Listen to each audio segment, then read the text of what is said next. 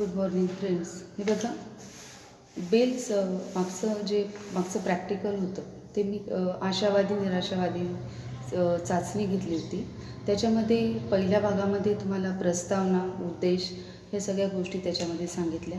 दुसऱ्या भागामध्ये सूचना, कृती, आपले रिझल्ट काय असतात त्याचे कन्क्लुजन वगैरे ते सांगितलं. आणि तिसऱ्या याच्यामध्ये त्या टेस्टचं स्कोरिंग कसं करायचं, काय करायचं हे.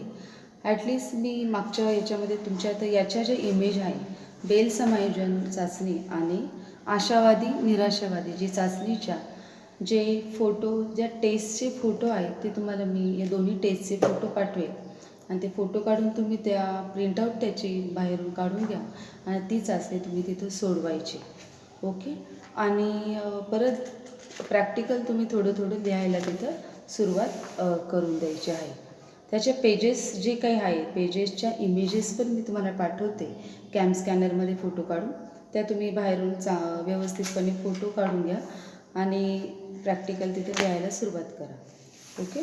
आता जे पॉईंट आहे ते वेळेवर तुम्हाला माहिती. जर कोणाला काही खूपच अडचण असली किंवा काही शंका असली तर कॉलेजला येऊन तुम्ही जर्नल वगैरे जुनं कोणाचं जर्नल असेल ते पाहून हे बघू शकता. ओके. आता याच्यामध्ये बेल समायोजन जी चाचणी आहे, दुसरं प्रॅक्टिकल मी घेते. याची ज्या प्रॅक्टिकलची जी लिस्ट आहे ती मी तुम्हाला एकसारखी रँडमली, याला फक्त नंबरिंग तुम्ही देऊ नका, कारण की जसं वेळ आणि जशा सोयी आहेत त्याप्रमाणे ते प्रॅक्टिकल मी घेते. तसं त्या पद्धतीने तुम्ही वेळेचा म्हणजे आपण म्हणतो की नंबरिंग देऊ नका. फायनलच्या वेळेस आपण त्याला नंबर वगैरे देऊया. ओके.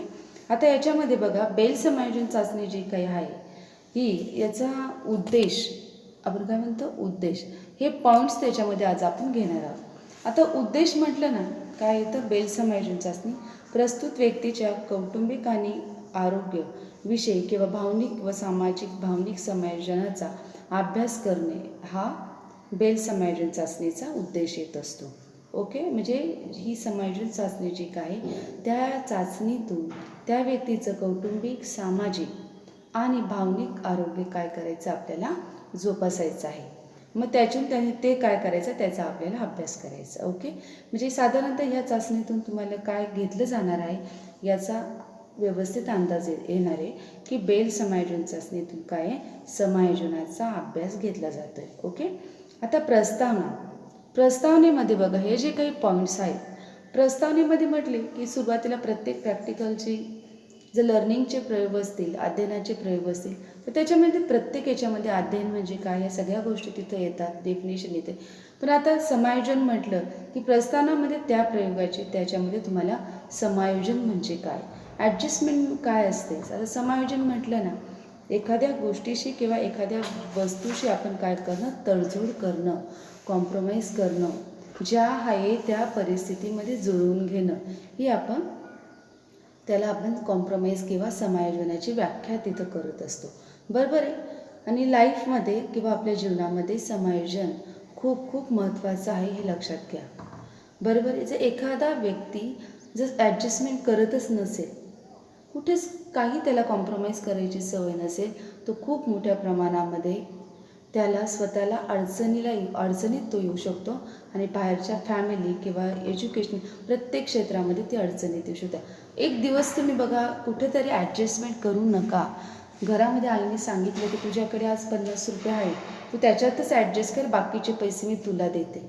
जर तुम्ही नाही म्हटलं मी ॲडजस्ट करणार नाही, तिथून प्रॉब्लेम क्रिएट सुरुवात होता. म्हणजे बघा, या ॲडजस्टमेंट प्रत्येक मिनटाला टायमाला आपल्याला ॲडजस्टमेंट करण्याची तिथं सवय.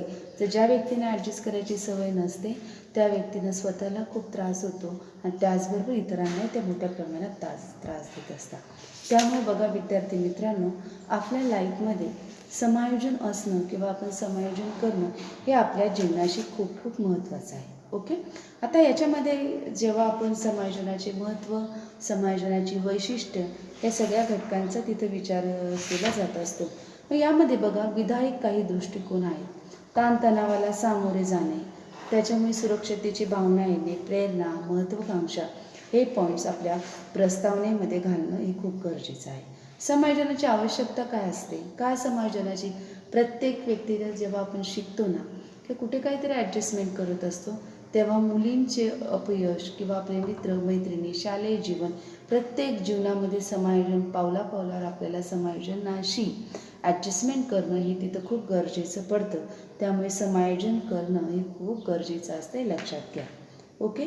आता यामध्ये समायोजन व्यक्तीचे विचार किंवा काय असतं या पॉईंटचा जेव्हा आपण विचार करतो ना, वास्तविक विचार, मानसिक सामाजिक परिपक्वता, सर्जनशीलता, असे पॉईंट्स हे समायोजनाच्या याच्यामध्ये येत असतात. पुढचा पॉईंट जो काय आहे सर्जनशीलता. आता सर्जनशीलता काय आहे?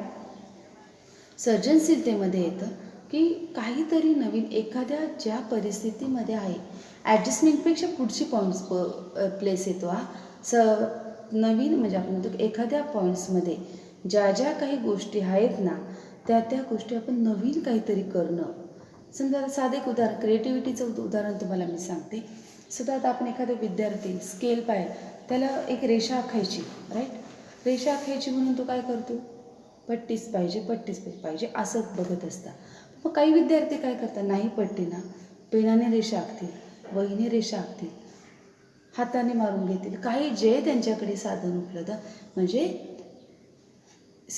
त्या सिच्युएशनमध्ये इन सिच्युएशन इज प्रॉपर, म्हणजे आपण त्या सिच्युएशनमध्ये आपण कसं वागतो ही तिथं क्रिएटिव्हिटी असते. आणि त्यातून तुम्ही करणं क्रिएटिव्हिटी नवीन काहीतरी शोध घेणं याला सर्जनशीलता. म्हणजे बरेचसे जे लोक ॲडजस्टमेंट करतात त्यांना क्रिएटिव्हिटीचा अंदाजा मोठ्या प्रमाणात असतो.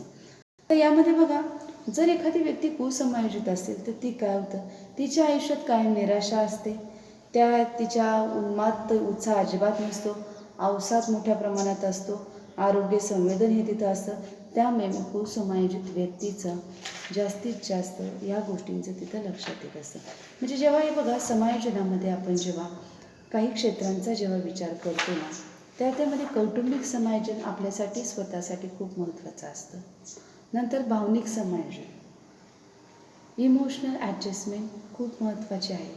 जर तुम्ही प्रत्येक वेळेस राग, संताप, क्रोध या अशा काही जेलसी या इमोशन, निगेटिव्ह इमोशन तर तुमच्या लाईफमध्ये जर सतत जर तयार करत असाल तर तुमचं लाईफ हे खूप डिस्टर्ब होणार आणि तुम्ही कायम नैराश्यामध्ये जाऊन जास्तीत जास्त डिप्रेस मूडमध्ये जाऊन वेगवेगळ्या प्रकारच्या ताणतणावामध्ये जाऊन शेवटी हेल्पलेसनेस किंवा असहाय्यता आणि शेवटची एक वेळ येते सुसाईड. म्हणजे याच्यामध्ये निगेटिव्ह पॉवरमध्ये जास्त आपण जातो हे तिथं लक्षात घ्या. त्यामुळे तुम्ही मागच्या वर्षातून पॉझिटिव्ह ॲडजस्टमेंट आपण म्हणतो की पॉझिटिव्ह सायकोलॉजीमध्ये तुम्ही शिकला आहात, तर त्यामुळे इमोशनल ॲडजस्टमेंट किंवा इमोशनल पॉझिटिव्हिटी ह्या गोष्टी तुम्हाला तिथं खूप महत्त्वाचं आहे.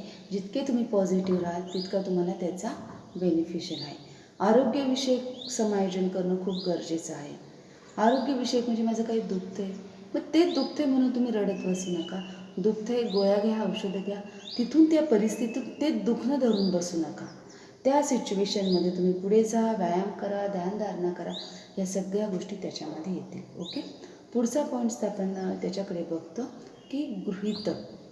तर गृहीतक म्हटलं ना, बेल समायोजन या चाचणीतील सर्व घटकातील समायोजन हे चांगल्या प्रकारे या चाचणीद्वारे जरी टेस्ट घेतले तर या चाचणीचा सर्व घटकांद्वारे समायोजन हे चांगलं दिसून येतं हे त्याच्यामध्ये सांगितलेलं आहे. प्रत्येकाच्या व्यक्तिपरत्वे प्रत्येक टेस्टचा जेव्हा स्कोर किंवा जी चाचणी केली प्रत्येकाचा स्कोर हा चांगला येत नाही हे लक्षात घ्या विद्यार्थी मित्रांनो. प्रत्येक का वेगळा सारखा येत चांगला एकसारखा येत नाही, कारण की त्याच्यामध्ये प्रत्येकामध्ये वेगवेगळ्या प्रकारच्या गोष्टी तिथं अवेलेबल असतात त्याच्यामुळे. ओके. आता याच्यामध्ये त्यांनी सांगितले की साहित्यामध्ये बेल यांच्या समायोजन चाचणीच्या प्रश्नावली, त्यामध्ये काय वापरलं जातं, बेल ही यांची समायोजनाची चाचणी आहे, त्या चाचणीमध्ये प्रश्नावली ती वापरली जाते. समायोजनाच्या चाचणीचा आराखडा, माहिती पुस्तिका ह्या सगळ्या घटकांचा बेल यांच्या समायोजन चाचणीमध्ये प्रश्नावलीमध्ये वापरला जात असतो. बरोबर आहे. म्हणजे ह्या सगळ्या गोष्टींचा जेव्हा आपण विचार करतो, उद्देश बघितला, प्रस्तावना आपण बघितली, गृहीतक पाहिलं आणि साहित्य बघितलं. बरोबर आहे. कागद पेन्सिल, शक्यतो कागद पेन्सिलचा तिथं वापर करा. ओके. आता हा पॉईंट्स ह्याच्यामध्ये मी विद्यार्थ्यांना थांबते आणि नेक्स्ट व्हिडिओमध्ये तुम्हाला त्याच्या कृती सूचना ह्या सगळ्या पॉईंट्स इथे मी सांगणार.